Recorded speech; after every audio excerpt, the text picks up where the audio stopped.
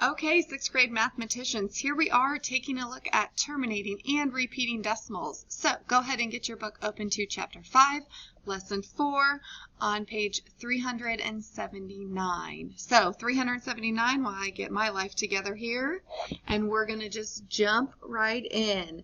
Okay, we're going to take a look at this first page. We're going to talk about a few vocabulary words that are super important, obviously, why we're talking about terminating and repeating decimals. We have to know what both of those are. So we're going to take a look at this first one, which is rational numbers. Okay, any number that can be written as a fraction is a rational number. So any number that can be written as a fraction is considered a rational number. So that means 5 is a rational number because 5 over 1 can be written as a fraction. 0 and 1/10. That can be written as a fraction as 1/10. Okay? Now, let's talk about every rational number can be written as a terminating decimal and or a repeating decimal. Okay? So it can be one or the other. So a terminating decimal sounds just like it. It comes from the word terminate. Oops. There we go. Terminate. Okay? Which means it is going to stop, such as 0.1, 0.5, 0.7685. Okay, it stops. It does not go on forever and it does not repeat. Therefore, a terminating decimal is a decimal form of which a rational number, which has a repeating digit of 0. So 0.25. So for example, on that one, you can keep adding zeros to the back of this. It does not change the number that is here. So you can add zeros onto the end and that does not matter. That's why it has a repeating digit of 0, meaning you're just going to keep putting 0 on at the end. It doesn't change anything. Now the opposite of that is a repeating decimal. Okay, a repeating decimal is a decimal form of a rational number where obviously you see that a number repeats. Now, it might not be the same number that repeats. For example, let's say I had the decimal 0.87878787 and it's ...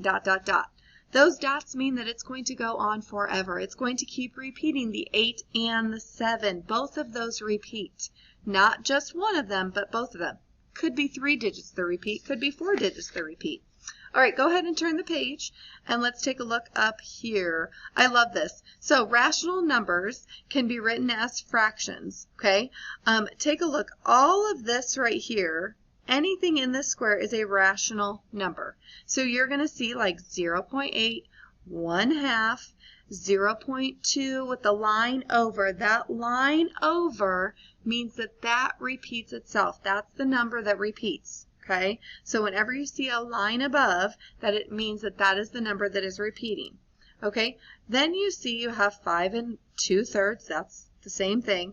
And then you have integers. Okay? Integers, you'll see that those are some negative numbers as well as positive numbers. And then you have whole numbers right here in the middle. Okay? Taking a look here. It says fractions, terminating and repeating decimals, percents, and integers are all rational numbers. Every rational number can be expressed by or as a decimal by dividing the numerator by the denominator. So here's a rational number. You have 3/10. As a repeating decimal, you have 0.3000, and it's going to keep going on with zeros. It doesn't repeat. So that is a terminating decimal, meaning it would be at 0.3. 4/5. When you take that numerator and divide it by the denominator, you get 0.8000. Well, as a terminating decimal, it's 0.8. Now, 5/6 is 0.833333. This does not have a terminating decimal because those threes are going to keep going on and on and on. Therefore, that makes it a repeating decimal. So taking a look here. The bar notation, I mentioned that before, goes over any digits that repeat. So for example, in this one you see that it was 0.583 with a line above that 3 because what number repeats? The 3 over and over and over again. Okay, here you have 0.5454545454. You could go on forever. Why? This is why you put the bar notation above it, and that shows that the 5 and the 4 are repeating. So basically, you're taking your numerator and your denominator and you're dividing. Okay, it doesn't have to be an improper fraction. It's no different than getting 17 out of 20 on a test. To find that decimal, then we turn that decimal into a percent. So let's go ahead and practice. Take a look at this page right here. So we are going to write each fraction as a decimal, okay? Remember, when we go from a fraction to a decimal, all we're going to do is divide. So we're going to go ahead and divide this out. Now remember, the easiest thing to do is to drop this down. I'm going to put a decimal point there, and I'm going to add some zeros. I don't know how many I'm going to need, but we're going to start with that.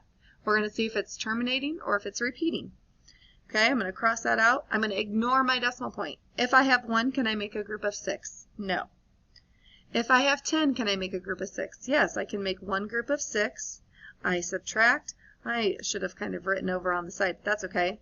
And I bring down. If I have 40, can I make a group of 6? Yes, I can make 6 groups, which gives me 36. When I subtract, I get 4. I bring down, and I'm back at 40. Okay, well, if I'm back at 40, if I can make a group of 6, yeah, I can make 6 groups of 6, which gives me 36. 4, do you see what's happening? It's going to keep being the same, which means this is going to keep going on. Notice I have those 3 dots. So we're going to write our decimal as 0.16 with the bar notation over the 6 because that repeats itself. All right, let's do 8/9. I'm going to go ahead and jump down here. So 8/9, we're going to drop this down. We've done the division before. We're going to add a couple zeros. Who knows? I might not need them all. It might be a terminating decimal. So I know that if I have 8, I cannot make a group of 9. But if I have a group of 80, I know that I can make 8 groups, which is 72. When I subtract 80 minus 72, I get 8. I bring down, I get 80. I know that I can make 8 groups, 72. What are you noticing? It's going to keep happening, which means it's just going to keep repeating itself. What number? The 8. So 0.8 repeats. Now notice on the one above, on this one it had a 1 before.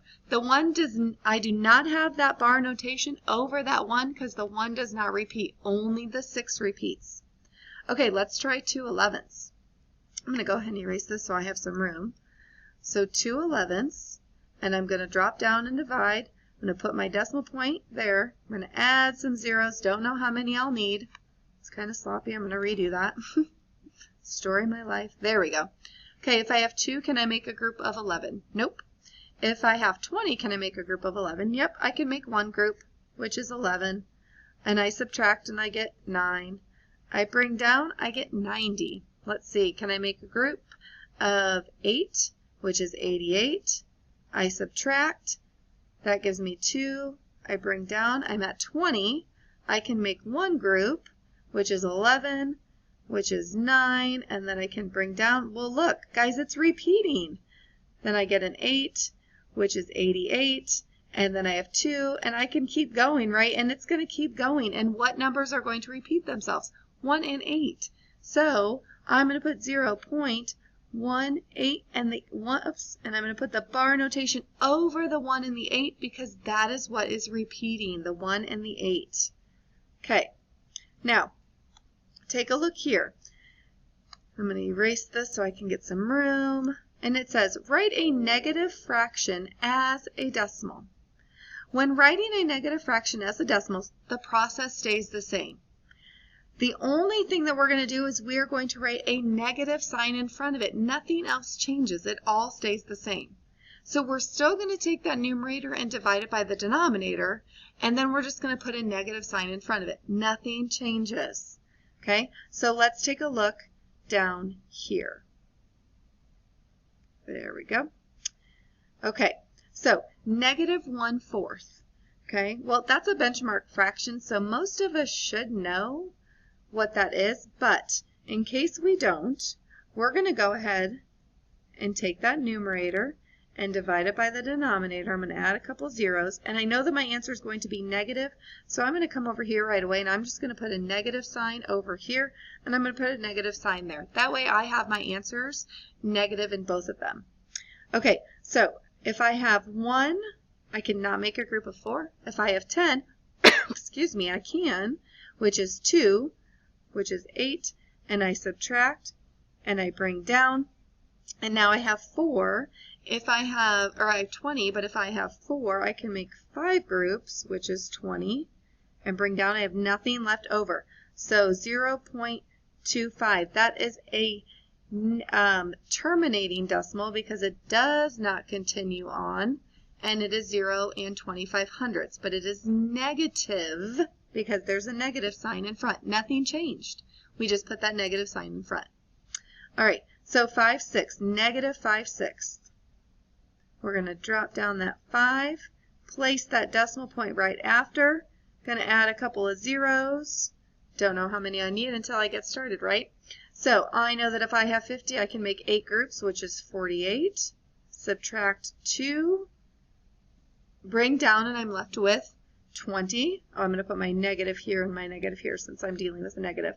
If I have 20, I know that I can make 3 groups, which is 18. I subtract. 20 minus 18, I get 2. Bring down. Notice how neat this has to be. Okay?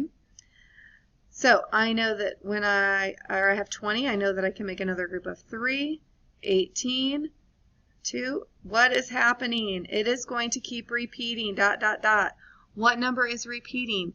The 3. So it is 0.83 with a terminating, or with the bar notation above that 3 because that is the number that is repeating. All right, 2 and 1/6. So you're like, Mrs. Horner, how am I going to do a whole number? Remember that if we had like 1 and 1/4, if we were to write that as a decimal, that would be 1 and 25 hundredths. Did I have to do anything with that whole number? No. So I'm going to put my negative sign there, and I'm going to put my whole number right there. That's the number that comes before the fraction. Remember, this is a mixed number. It has a whole number and a fraction together. So I have 1/6. So 1/6, well, friends, let's work smarter, not harder. Take a look. We did that up here. We already did 1/6 as a fraction. Or I'm sorry, we turned the fraction into a decimal, and we got 0.16, and it repeats itself. So I can bring this 0.16, and the 6 repeats itself, because if we were to do the exact same thing here, we're going to realize that we're going to get the same thing, and it's going to keep repeating. Oops, that's a 40. Okay, it's what we have already done, but we did it up above. Okay. All right, turn the page, and let's do a couple of examples here. Okay, 7/9. It says write each one as each fraction as a decimal. Use bar notation if necessary. So 7/9. So we're going to take 7 and divide it by 9. We're going to add a couple zeros, put that decimal point. Okay, if I have 70, I know that I can make 7 groups, which is 63. When I subtract, I get 7. Bring down 70.